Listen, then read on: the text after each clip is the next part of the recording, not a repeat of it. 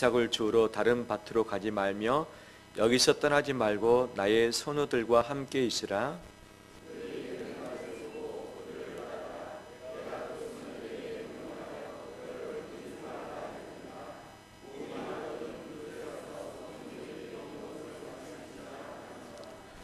룻이 엎드려 얼굴을 땅에 대고 절하며 그에게 이르되 나는 이방 여인 이건을 당신이 어찌하여 내게 은혜를 베푸시며 나를 돌보시나이까 하니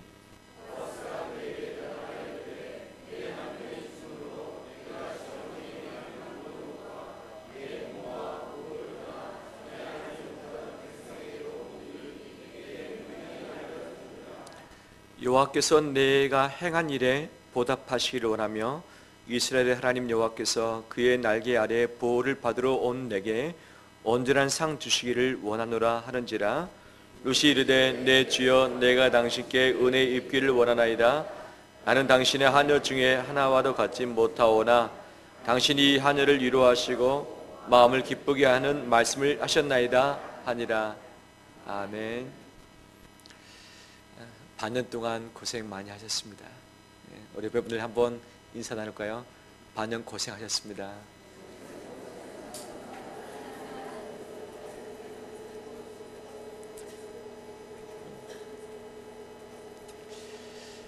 참 고생된 여정이 있지만 내 옆에 누군가가 있으면 감당할 수 있죠.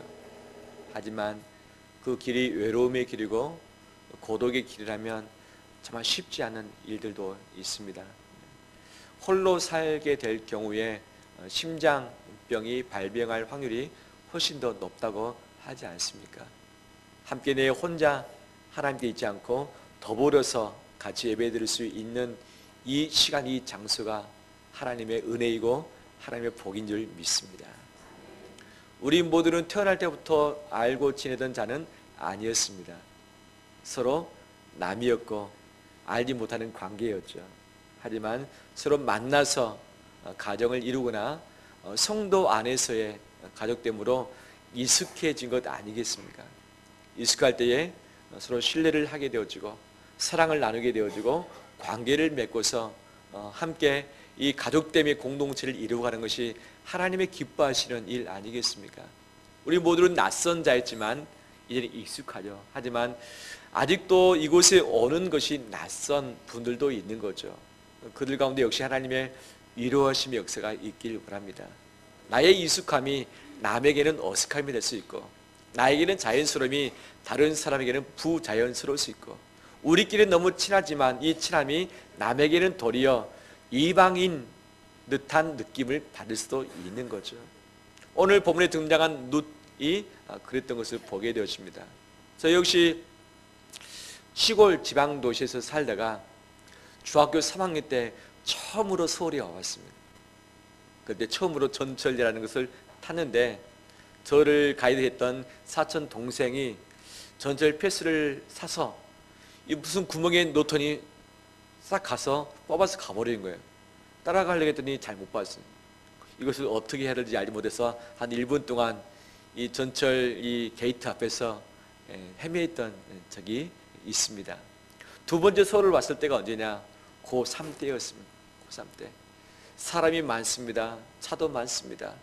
이 대학교 시험을 치르기 위해서 가는데 한 번도 가보지 않았던 곳을 이 시골 사람이 올라와서 찾아가니 이것이 쉽겠습니까? 인터넷도 없는 바로 그때에 노선버스를 어떻게 타고 가는지 잘 알지 못하고 턱군도 사보지 않았는데 턱군을 사서 가는 것이 상당히 낯설었던 거죠. 1990년 제가 처음으로 비행기를 타봤고 처음으로 해외라는 곳을 비전트립 목적을 향해서 간 적이 있습니다. 정말 낯설었습니다.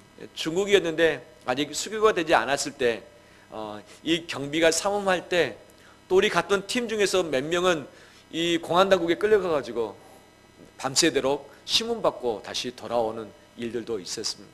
얼마나 많이 긴장했는지 막 어려움 가운데 다녀왔던 그때가 아직도 기억이 납니다. 제가 대학 졸업하고 나서 군대를 갔습니다. 미리 준비를 많이 했고 정보를 많이 들었습니다. 하지만 군대는 혼자 가는 것 아니겠습니까? 제 동기가 몇 명, 4명이 함께 가긴 했지만 서로 뿔뿔이 흩어진 상황이라서 가자마자 이 조교가 뺑뺑이 돌리는 거예요. 이리 굴러 저리 굴러 이 가지고 갔던 이 사복이 이 먼지 범벅 땀 범벅 7월 달에 입대를 했기 때문에 처음에 전투복을 받았습니다. 입었습니다. 거울을 봤습니다. 어색한 이 청년 한 명이 서 있는 거예요. 제 자신이 아니었습니다. 전투복이 어울리지 않았습니다. 정말 어떻게 하면 빨리 이곳을 탈피할까라고 하는 이 마음이 가득했던 거죠. 그래서 거울을 볼 때마다 제 자신에게 쇠뇌를 시켰습니다. 나는 군인이다. 너는 군인이다. 라고 하면서 내가 군인인 것을 계속 기억하게 해서 그 낯설은 환경을 겨우겨우 적용했던 것들이 있습니다. 낯선 어느 한 여인을 만났습니다. 낯선 여인과 결혼을 했습니다. 하지만 그 낯선 것은 기분이 좋았습니다. 할렐루야. 낯선 장소, 낯선 사람, 낯선 시간을 살아가는 것은 설레임이기도 하지만 부담이기도 하고 또 마음의 어려움이기도 하죠. 특히 룻 같은 경우는 이방 여인, 외국인 여인으로서 이스라엘 땅에 온다는 것은 쉽지 않았습니다. 시어머니 때문에 시어머니를 위해서 와긴 왔지만 거처가 분명치 않습니다. 먹고 살 것이 보장되어 있지 않습니다. 또 자기 자신은 이방인으로서 천대받는 그런 대상자일 뿐인 거죠. 왔습니다. 먹고 살아야 됩니다.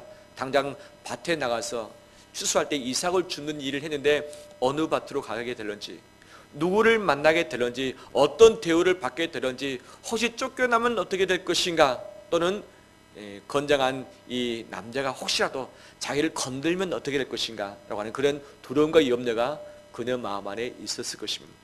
하지만 먹고 살아야 되니까, 시어머니를 봉양해야 되니까 한 번도 가보지 않았던 이 베들레헴 땅 밭으로 나가서 한 번도 만나보지 못했던 어색한 사람들을 만나야만 됐었던 거죠. 가서 이삭을 주어도 되느냐고 묻고 나서 이삭을 주기 시작을 했습니다. 이 룻의 마음이 상당히 힘들었겠죠. 근데 갑자기 이 밭 주인이 왔습니다. 이 유력한 사람이 왔습니다. 멋진 이스라엘의 남자가 왔습니다.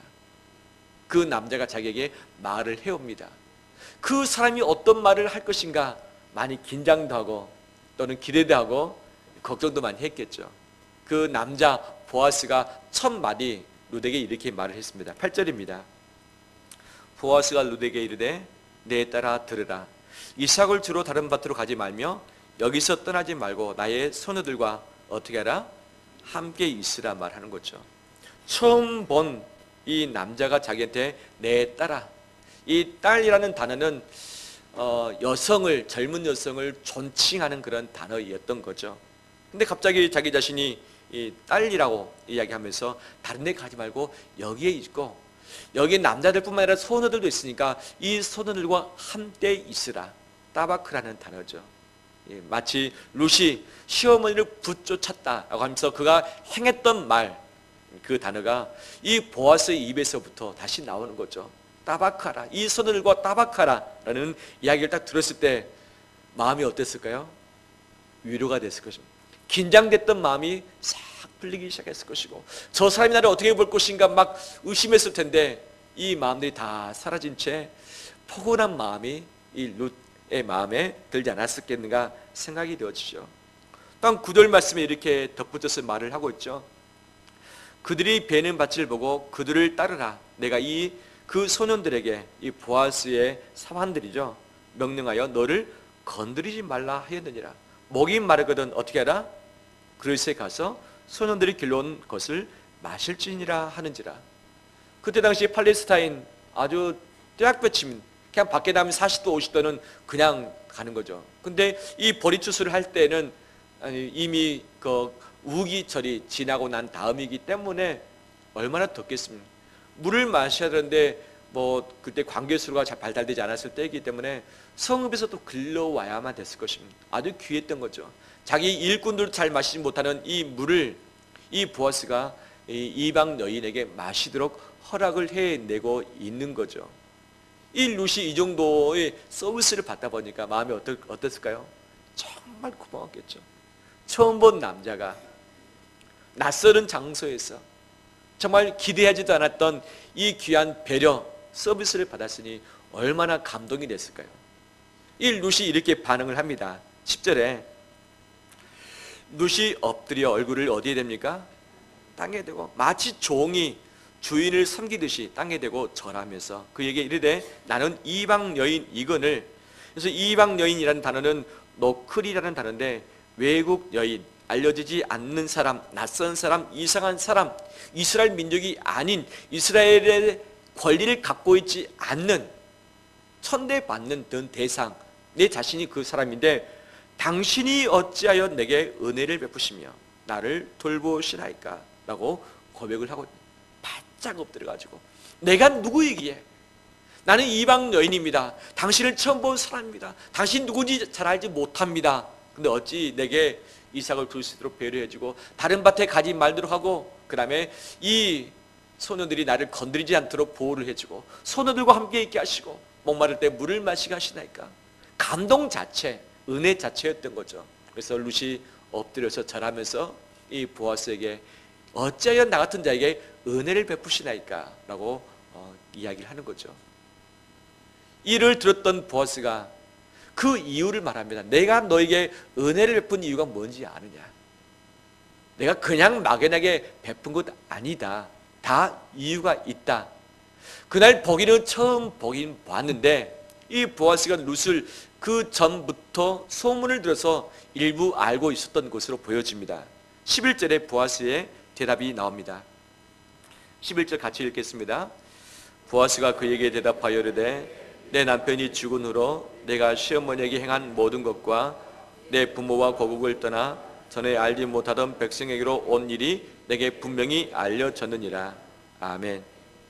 이미 보아스는 룻이 어떤 사람인가를 보지 못했지만 이미 들었던 거죠. 왜? 이 나오미의 남편이 엘리멜렉이었는데 보아스와 친족 관계입니다. 친족이 다시 돌아왔는데 관심 가질 수밖에 없는 거죠. 어려운 가운데 돌아왔다. 근데 혼자 오지 않고 이 모압 여인 룻이 며느리가 따라왔다. 근데 그 여인이 왜 왔는가? 이 가능성도 없고 미래가 확보되지 않는 상태에 왜 왔는가? 시어머니를 복양하기 위해서 왔다더라. 어떻게 보면 친족으로서 참 고마운 여인이구나. 이방 여인, 외국인, 어떻게 보면 난민이지만 참 고맙구나 라는 마음이 이미 있었던 거죠. 근데 와서 보니까 은한 여인, 못 봤던 여인이 와 있는데 그 여인이 나오미의 며느리 룻이라는 사실을 알았던 거죠. 그래서 보자마자 첫마디 바로 그녀에게 은혜를 베풀고 있고 바로 보호를 해주고 있고 배려를 해주고 있는 거죠. 그 이유가 무엇이냐? 다시 한번 보면 10절에 11절에 보아스가 그에게 대답하여 이르되 내 남편이 죽은 후로 내 시어머니에게 어떻게 행한 모든 것과 시어머니에게 행한 것을 내가 이미 알고 있고 너가 부모 고국을 떠나서 이곳으로 온 것을 내가 이미 익히 들었다. 12절에 이렇게 축복을 하고 있습니다. 보아스의 축복입니다. 여호와께서 내가 어떻게 한 일에 행한 일에 보답하기를 원하며 이스라엘의 하나님 여호와께서 그의 날개 아래 보호를 받으러 온 내게 온전한 상 주시기를 원하노라 하는지라 라고 하면서 내가 너에게 왜 은혜를 베풀고 있는지를 말하면서 하나님께서 이 룻에게 더 큰 상을 베풀기를 원한다라고 축복을 하고 있습니다. 이 축복의 이유도 무엇입니까? 내가 행한 일에 하나님께서 보답하길 원하시고 내가 행한 일에 온전한 상 주시길 원한다라고 말하고 있는 거죠. 룻은 시어머니를 아침에 떠나기 전에 이렇게 말합니다. 어머니, 제가 밭에 이삭 주우러 갈 텐데 제가 누구에게 갈는지 모르지만 은혜를 입길 원합니다 라고 하고 나갔습니다. 근데 우연히 간 그 밭에서 바로 보아스를 만났는데 무엇을 입습니까? 은혜를 입고 있는 거죠. 전혀 뜻하지 않았던, 기대는 했지만 자기가 생각한 기대보다 훨씬 더 많은 은혜를 베풀고 있는 그 사람을 만나게 되었던 거죠. 보아스는 이 그녀에게 그냥 아무런 조건 없이 은혜를 베풀었던 것이 아니라 그 이유가 있다는 것을 이야기를 하고 있는 거죠. 바로 그 이유가 무엇입니까? 룻이 행했던 일이 있기 때문에 내가 그것을 들었다, 그것을 내가 알았다, 이것 때문에 내가 너를 배려하고 싶고 너에게 은혜를 베풀길 원하고 하나님께서 너에게 축복하길 원한다 라고 이야기를 하고 있는 거죠. 우리 모두는 은혜가 필요한 자들입니다. 은혜 입기를 간절히 원하는 자들입니다. 그런데 이 룻도 은혜 입기를 원했는데 바로 은혜 입었던 그 이유가 무엇이냐? 룻이 시어머니 나오미에게 무엇을 베풀었습니까? 은혜를 베풀었죠. 시어머니를 붙쫓았더니 이 보아스가 룻에게 이 소녀들과 함께 있으라, 나박하라 똑같이 말합니다. 너 고국을 떠나면 안 느냐? 이것이 바로 이 룻의 고백이잖아요. 어머니 백성이 나의 백성이 되고 어머니 하나님이 나의 하나님이 될 것이다. 이 보아스 이것을 알고서 하나님이 너의 행한 일에 복 주시길 원한다라고 하고 있는 거죠. 이 룻이 행했던 그 일, 룻이 시어머니에게 베풀었던 그 은혜가 있었기 때문에 이것이 근거가 돼서 보아스가 너에게 은혜를 베풀고 하나님이 너에게 은혜를 베풀길 원한다라고 하고 있는 거죠. 우리 모두 은혜 받기를 원하지만 누구에게 은혜가 임하는가? 은혜를 베푼 자에게 은혜가 임할 줄 믿습니다. 우리는 하나님께서 내게 재정적인 문제를 해결해 달라고 기도를 하고 있고, 우리 자녀들의 앞길이 열려지길 위해서 기도하고 있고, 내 몸이 치료되길 위해서 기도하고 있고, 내 직장 사업장이 형통하길 위해서 간절히 기도하고 있습니다. 하나님께서 내게 좀 뭔가를 베풀어 주시도록, 내가 좀 좋은 사람 만나고 내 자신들이 더 좋은 사람 만나서 은혜 입기를 간절히 원하는 마음은 늘 있습니다. 하지만 이것을 정작 원한다면 나도 은혜를 베풀어야 되는 것 아니겠습니까? 은혜 받기를 원한다면 먼저 베푼 것이 있는 이 상황에서 바로 은혜 받는 것을 기대하는 것이 마땅한 우리의 계산법 아니겠습니까? 하나님의 은혜가 보아스를 통해서 룻에게 흘러갔습니다. 이 흘러간 이 통로는 다름 아닌 룻이 시어머니에게 흘려보냈던 그 은혜의 통로인 줄 믿습니다. 룻이 행동으로 옮겼던 그 행동을 통해서 내가 너에게 은혜를 베풀고 하나님도 그 행동의 통로를 통해서 너에게 은혜를 베풀길 원한다 라고 이야기를 하고 있는 거죠. 이 내용을 예수님은 마태복음, 누가복음, 마가복음에서도 동일하게 말씀을 하고 계시죠. 특히 누가복음 6장 38절에 이렇게 말씀하고 있습니다. 주라, 그리하면 너에게 줄 것이니 곧 후일되어 누르고 흔들어 넘치도록 하여 너에게 안겨주리라. 너희가 헤아리는 그 헤아림으로 너희도 헤아림을 도로 받을 것이니라. 아멘. 너희가 받고 싶느냐? 어떻게 하라? 먼저 주라. 너희가 헤아림을 받고 싶느냐? 먼저 어떻게 하라? 다른 사람을 헤아려 주라. 너희가 주는 것을 보고서 하나님 너에게 줄 것이고 너희가 다른 사람들에게 헤아리는 그 헤아림으로 다시 받게 될 것이다 라고 하고 있는 거죠. 이 마태복음 7장 2절 말씀에서는 이 부분에 또 비판을 더 추가로 말씀하고 있죠. 비판을 받지 아니하려거든 비판하지 말라. 너희가 비판받는 이유는 무엇이냐? 너희가 남을 비판했기 때문이다. 여기서 나오는 헤아림이라는 단어는 메트론이라는 단어입니다. 메트론. 어떤 청량, 어떤 기준, 도량, 어떤 척도를 말하고 있는 거죠. 내가 가지고 있는 척도, 내가 가지고 있는 그릇이 있느냐? 하나님이 너를 볼 때 그 척도를 가지고 너를 볼 것이고, 내가 가지고 있는 그릇, 남에게 베풀고 있는 그릇의 양을 가지고 하나님은 너에게 그대로 베풀 것이다 라고 말씀을 하는 장면인 거죠. 이 누가복음 6장 38절 말씀을 새 번역으로 보면 이렇게 해석되고 있습니다. 남에게 주어라, 그리하면 하나님께서도 너희에게 주실 것이니 되를 누르고 흔들어 넘치도록 후하게 되어서 너희 품에 안겨주실 것이다. 너희가 되지를 하여 주는, 옛날에는 이 곡식들을 이 대박을 가지고서 주고받고 하지 않았습니까? 너희가 되지를 하여 주는 그 되로 너희에게 도로 되어서 주실 것이다.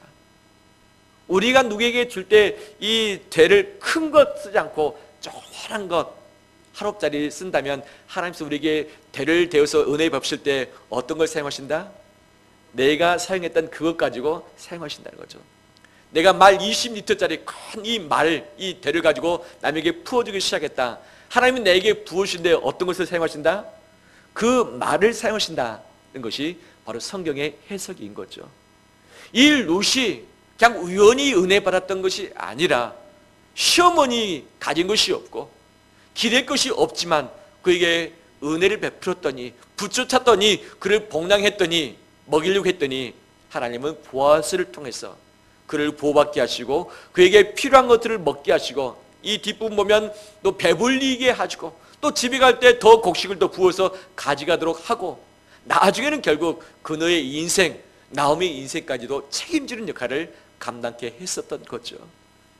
우리가 받기를 원한다면 주길 원합니다. 은혜가 필요하다면 먼저 은혜를 끼치길 원합니다. 근데 우리는 기도합니다. 하나님, 내게 주시면 저도 하겠습니다.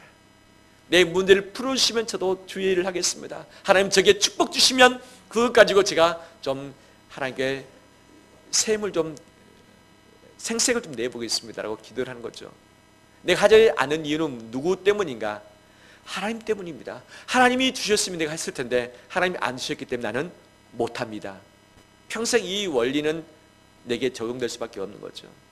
하지만 하나님 내게 응답하시기 전에, 내게 주시기 전에, 은혜 베푸시기 전에 내가 먼저 주고, 내가 먼저 은혜 베풀고 내가 누군가를 돌볼 때에 하나님이 내게 다 갚아주실 줄 믿습니다. 이것이 주님이 우리에게 요청하시는 삶의 원리 아니겠습니까?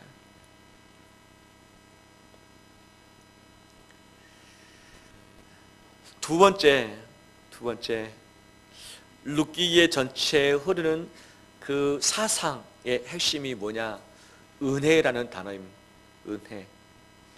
2장 2절, 2장 10절, 2장 13절, 2장 20절, 2장에서만 4번의 은혜라는 단어가 나오는 거죠. 2장 2절에서는 이 룻이 시어머니에게 말했던 단어입니다. 제가 누구를 만나는지 알지 못하지만 오늘 은혜 입기를 원합니다. 2장 10절 말씀, 룻이 엎드려 절을 하면서 보아스에게 어찌하여 내게 은혜를 베푸시나이까. 2장 13절, 더 나가서 저도 더 큰 은혜를 입기를 원합니다. 룻의 고백입니다. 2장 20절 말씀, 나오미가 룻에게 말합니다. 바로 이 보아스가 너에게 더 큰 은혜 베풀길 원한다라고 이야기를 하고 있는 거죠. 이 은혜의 동일한 단어로 쓰였는데 2장 2절, 10절, 13절은 헨이라는 단어를 썼고 20절에서는 헤세드라는 단어를 썼죠. 헤세드는 조건 없는 사랑, 헨이라는 것은 친절 호의지만 어느 정도의 조건이 있는 그런 부분이라 할 수 있는 거죠. 즉 은혜가 흐르고 있는 장면입니다. 은혜의 도미노인 거죠. 모두 도미노가 쫙 서져 있는데 하나라도 변화가 없으면 쓰러지지 않습니다. 하지만 도미노 중에서 하나가 딱 쓰러지면 그 다음 쓰러지고 쓰러지는 것 아니겠습니까? 룻이 본인이 은혜의 실체가 돼서 시어머니에게 은혜를 딱 베풀면서 쓰러졌더니 이제 보아스가 자기를 쓰러뜨림으로 누구에게? 룻에게 은혜를 베풀고 있고, 보아스가 은혜를 베풀었더니 이제 누가 은혜를 베풉니까? 하나님께서 보아스와 룻의 가문 가운데 은혜를 베푸신 것 아니겠습니까? 처음에 은혜를 시작했던 자는 룻이었습니다. 하지만 은혜를 받은 자는 하나님의 은혜를 모두가 한 가족이 다 받고 있는 모양새인 거죠. 은혜는 누군가가 주후해야지만 시작될 수 있는 부분 아니겠습니까? 제가 어떤 글에 이런 글을 읽었습니다. 경제 원리 부분 중에 하나인데 제목은 숙박비 20만 원입니다. 관광객으로 살아가는 마을이 있었습니다. 그런데 메르스로 인해서 관광객의 발길이 뚝 끊겼습니다. 그런데 어느 날 드디어 여행객 한 사람이 와서 민박집에 방을 잡았습니다. 그리고 20만 원의 숙박료를 지불했습니다. 민박집 주인은 정육점으로 달려가서 고깃값 20만 원을 갚았습니다. 빚이었던 거죠. 정육점 주인은 세탁소로 가서 세탁비 20만 원을 갚았다. 세탁소 주인은 맥주집으로 달려가서 예배 시간에 맥주 이야기 만드는데 자기 술값을 갚았다. 맥주집 주인은 민박집으로 달려가서 숙박비 20만 원을 갚았다. 돈이 순식간에 말 한 바퀴를 확 돌고 나서 다시 민박집 주인에게 돈이 돌아온 거죠. 그런데 여행객이 방에 마음에 들지 않는다고 다시 와서 이 20만 원을 캔슬해 달라는 거예요. 어떻게 합니까? 민박집 주인은 돈을 내줄 수밖에 없는 거죠. 마을에 돈 번 사람이 있습니까? 마을에 돈 쓴 사람이 있습니까? 수입이 더 늘어났으니까 마을 전체에 수입이 늘어나지 않았습니다. 20만이 들어와서 한 바퀴 다 돌아왔습니다. 서로에게 얽혀있는 이 모든 빚이 다 청산되어 버리고 이 돈은 다시 원위치에 갔습니다. 이 마을로 보면 돈 버는 것이 없습니다. 하지만 이 돈이 한 바퀴 돌자 모든 채무관계가 다 풀어지는 것 아니겠습니까? 저는 이것을 보면서 이것이 은혜이구나. 이것이 은혜이구나. 더 가신 것이 없지만, 더 추가된 것이 없지만 내가 은혜를 베풀 때 은혜가 돌고 돌고 돌고 돌아서 다시 나에게 오는 이것이 하나님의 은혜의 흐름이구나. 은혜의 도미노구나 라는 생각을 하게 되었습니다. 나는 은혜 받기만 원합니다. 누군가가 내게 은혜 주면 나도 은혜 베풀겠다. 하지만 내가 먼저 넘어짐으로 내가 은혜를 베풀 때에 이 은혜는 돌고 돌고 돌아서 다시 내게 오게 된 줄 믿습니다.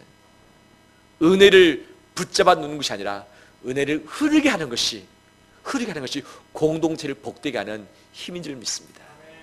나는 은혜를 붙들고 있는가, 원하고만 있는가, 아니면 은혜를 베풀고 있는가, 은혜를 흐르게 하고 있는가. 은혜는 멈출 수가 없습니다. 은혜는 통로가 되어야 됩니다. 내가 만들어 놓은 그 통로를 통해서 하나님은 은혜를 베푸시듯이 내가 은혜를 쌓아두고 소유를 쌓아두고 내 모든 좋은 것들을 쌓아두고서 움켜쥐는 것이 아니라 이것을 나누기 시작할 때 공동체가 살고 나로 말미암아 또 다른 사람이 살고 그 사람의 공동체로 말미암아 나를 더 살찌우는 그런 결과가 이 시대 가운데 필요한 줄 믿습니다. 이 시대는 돈을 잘 쓰지 않는 시대입니다. 왜? 미래에 어떤 일이 벌어질는지 알지 못하기 때문에 쌓아둡니다. 붙들어둡니다. 소유를 움켜�칩니다. 더 나아서 더 큰 은혜만을 원하고 기도하고 있고 더 좋은 사람 만나서 내가 더 덕보기를 원하는 마음만은 가득합니다. 하지만 하나님 나라의 원리는 정반대인 줄 믿습니다. 룻은 가진 것이 없었습니다. 그의 몸뚱아리 하나밖에 없었습니다. 우리는 가진 것이 없기 때문에 은혜를 베풀 길이 없습니다라고 말할지는 모르지만 우리 가운데 누가 룻보다도 더 가난하고 룻보다도 더 불행하고 룻보다도 더 인생의 비참함을 경험한 분이 있습니까? 아마 많이 없을 것입니다. 룻은 가진 것이 없었습니다. 인생이 다 인생 밑바닥까지 갔습니다. 베풀 것이 없습니다. 하지만 자기 몸 하나 가지고 시어머니를 사랑으로 복락하면서 그에게 은혜를 베풀었더니 아무것도 없는 그녀에게 그의 인생의 전부를 누릴 수 있도록 하고도 남을 수 있는 이것을 다 받게 된 것이죠. 나는 없기 때문에, 나는 여건이 안 되기 때문에 나는 할 수 없다. 이것은 거짓말이죠. 할 수 있습니다. 할 수 있습니다.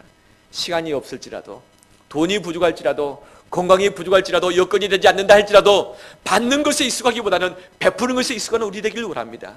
이 은혜가 온 나라를 뒤집고 갈 때에 한국교회가 부흥의 열관이 도가니 가운데 들어가게 될 줄 믿습니다. 우리 주님의 길교회를 통해서 은혜가 돌 때에 이 지역이 바뀌며 이 시대가 바뀌며 이것이 온 세상 열방으로 흘러가서 하나님의 나라가 이 땅 가운데 펼쳐지게 될 줄 믿습니다.